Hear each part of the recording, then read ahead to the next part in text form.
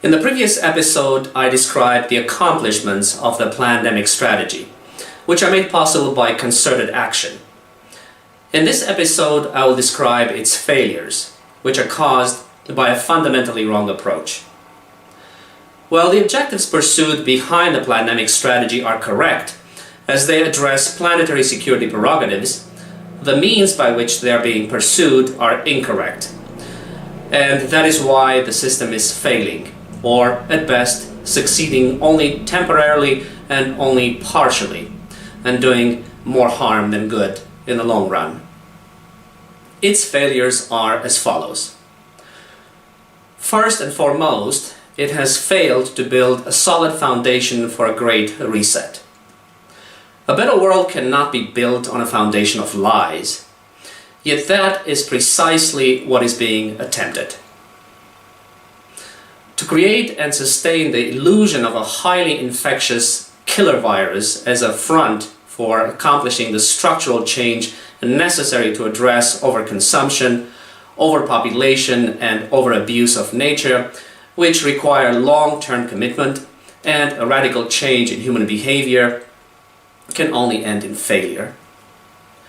The pandemic lie, irrespective how well it is disseminated by the media, how convincingly it is explained by experts, how emotionally it is told by actors, how adamantly it is being endorsed by movie stars and athletes, and how strongly it is being propped up by national governments and multilateral institutions with manufactured stats and fraudulent research, can only be short-lived. The cover of secrecy and deception erected by the system to protect the pandemic lie has fallen after only 2 months. I tore it down single-handedly in this short time. Governments, the technocracy, the military-industrial complex, the UN system, corporations, civil society, and religious authorities should have never attempted this stunt. Not unless it was meant to be just a stepping stone for telling the truth. At this point, only full disclosure can save the world from total failure, because the Plandemic methodology is headed for a head-on collision with the truth. And we all know what happens when a lie collides with the truth. The truth always wins. If you want to change the world for the better, you must change the fundamentals. You change from lies to truth, and from assuming the worst from people to assuming the best. And you empower people to be the best they can be by telling them the truth and giving them the knowledge necessary and the tools to act accordingly. Secondly, it has lowered the standard of global governance employed by the UN and its agencies to a level that would be unacceptable to even a village of goat herders in Afghanistan, or a jungle militia of hand-chopping child soldiers in the Congo. The global level of governors demands the highest standards of governance, not the lowest, because there is so much at stake, and any abuse or mistake can potentially cost billions of lives and untold suffering, trapping the entire world into inescapable totalitarianism. Yet, it doesn't get any lower than governing by Plandemic. Instead of providing an unprecedentedly high standard to aspire to and a flawless model to follow, the global governance level has dragged down national standards of governors to an all-time low. It has turned national statesmen into barefaced liars, farcical baboons, and regurgitating parrots. It has turned good men and women, serious statesmen and stateswomen into circus clowns, who cannot even lead a herd of sheep to pasture, let alone their people to better lives or our civilization to sustainability. Lead by example, not by deception. Make the biggest sacrifices before you demand sacrifices and before you impose sacrifices.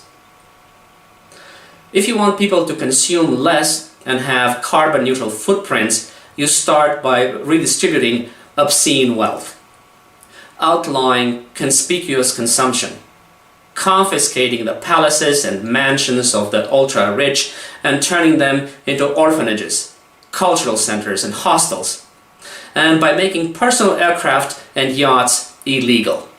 In other words, you start with the super-rich whose carbon footprints are infinitely higher than those of the common man, whom you are confining home and prohibiting from engaging in normal consumption in order to lower greenhouse gas emissions to the level dictated by the Paris Accord so as to prevent global warming and climate change. Having done that, then you go on to demand sacrifices from the common man. And if that fails, impose them. Instead, you're doing the opposite, concentrating even more wealth into the hands of billionaires while bankrupting small companies and sending hundreds of millions of people into unemployment, misery, and uncertain future. Third, it has shattered the credibility and therefore the legitimacy of both national and international authorities. Governments and the UN system have lost the little credibility they had left, and in the process have also ruined the credibility of medical and legal authorities, in addition to the credibility of the media and even the credibility of religious authorities. There can be no society without a viable social contract. And there can be no social contract without mutual trust between the state and the people. That trust has been broken, and once trust is lost, it is impossible to regain. The people have divorced the government because the government has cheated on the people. The end does not justify the means. It never did and never will. Governments pursuing legitimate goals by illegitimate means can only end in disaster because it produces illegitimate and unaccountable governments, which is why we see governments of all colors using the Plandemic front as an opportunity to grab more power and to eviscerate human rights and liberties. Only those who command respect and who deserve respect are fit to govern.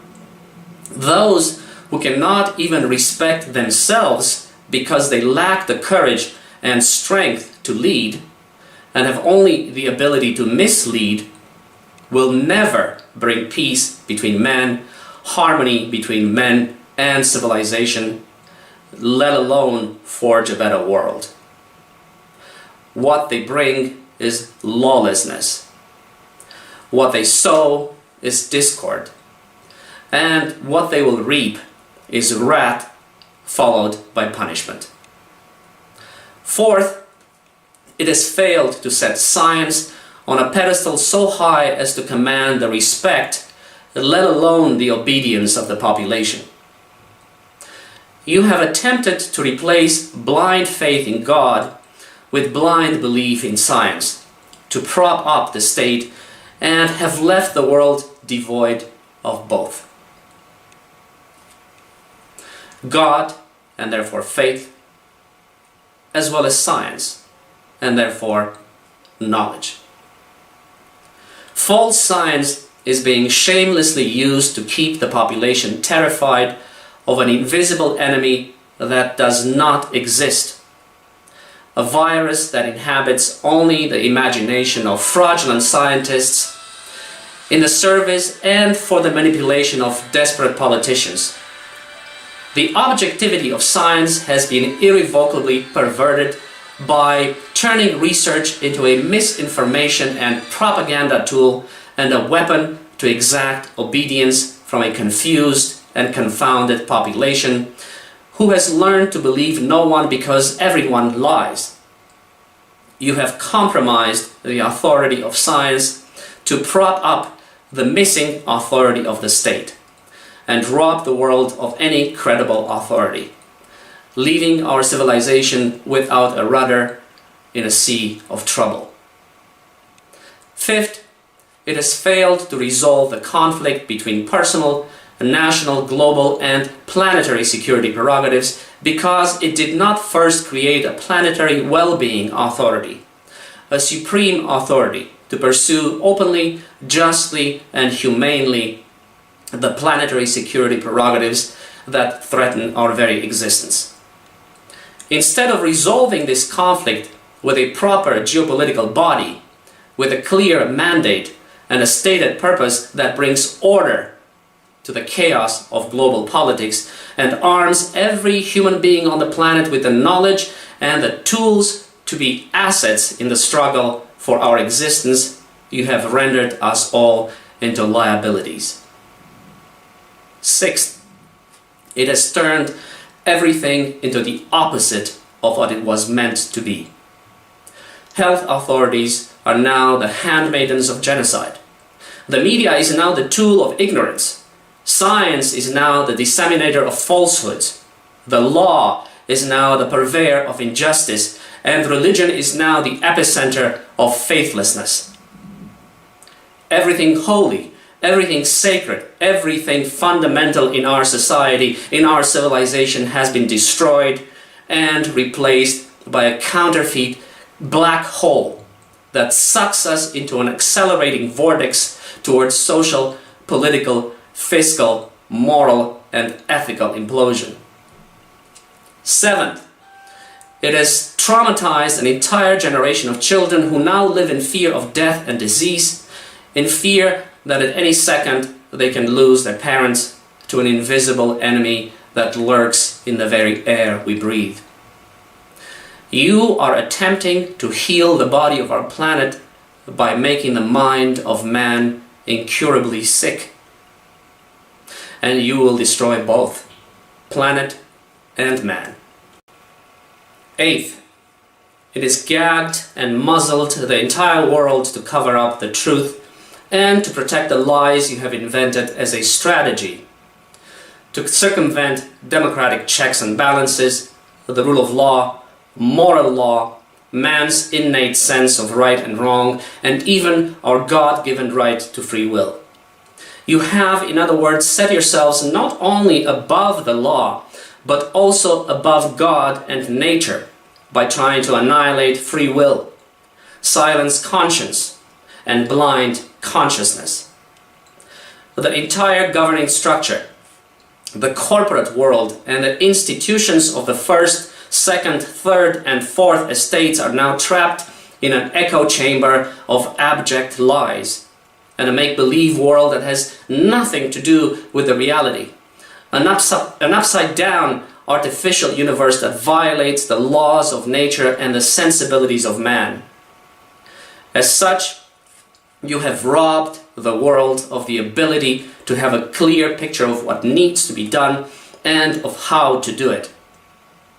Because you have agreed to lie in unison, you now believe that the entire world will buy your lies, that your lies will become the truth. You believe that you can deprive people of their ability to know right from wrong and of their free will, the inalienable and defining qualities nature and God have endowed our species with to consciously witness the glory of creation and live in the image of God. This is obscene. This is perverse. And this is the meaning. It is also a dead end and not a path to our evolution from lower to higher beings. Instead of helping us take a step forward in our evolution from animals to angels, you are forcing humanity to walk backwards and to devolve back to beasthood and ignorance. You're not advancing, you're not even stalling, you're reversing our evolution when we are in dire need of an acceleration of our evolution, in dire need of a giant leap forward. The leadership has chosen the wrong strategy, the plandemic. It is not a medical problem we face, but an environmental one. And you cannot fix an environmental problem by inventing a medical one. It is like strapping on an anvil and then trying to fly. The leadership has also chosen the wrong structure. Impotent and corrupt national governments pretending to solve mankind's existential problems. Global warming and the other 9 planetary boundaries we are transgressing and thus causing environmental disaster are not national but planetary problems. And they require measures that transcend the authority and the power of the state. Asking national governments to heal nature is like attempting to go into space with a horse and buggy, or like asking children to do a man's job. Last but not least, the leadership has chosen the wrong approach: deception, to paradoxically get everyone's cooperation. But you will not convince people to do what's needed by lying to them. This is how you get people angry and resentful, and how you get them to ignore you. If you tell people to social distance to prevent the spread of a disease that does not exist, when in fact you want to lower consumption, then you become ridiculous, even in the eyes of the ridiculously stupid, who will perceive you as dumber than they are. People's intellects may be at a loss, but their instincts tell them precisely that governments are up to no good. Ninth, it has failed to set the stage for accomplishing the 17 Sustainable Development Goals, which is the world's blueprint for achieving a better and more sustainable future for all by 2030. In fact, there is every indication that the Plandemic strategy has accomplished the absolute opposite for most NDGs in just a few months. But this is a subject that I will cover in my next video. 10th and last, it is ruining the axial age that I have triggered, and that can only bloom if the system openly recognizes my unparalleled contribution to human and planetary well-being. Governments, national bureaucracies, the international technocracy, and organized religions must step back, must move out of the way, and play only secondary and supporting roles if we are to transform our civilization. Their false heroes, false promises, false measures, false compassion, and false declarations are leading us towards disaster. There can be no new world order or any order whatsoever in the absence of the rule of law, in the absence of justice, in the absence of equity, and in the absence of the truth. All there can be in the absence of these fundamentals is global chaos, and that is precisely what we now have. To date, I'm the only person and entity in the world telling the truth, understanding mankind's dire situation in all its complexity, and providing a vision and a blueprint for a better world. Continue to repress me, and you'll end up killing each other. Continue to abuse me, and future generations will hold you in eternal contempt. Continue to sideline me, and you will destroy the planet and possibly all life on Earth. You have been warned.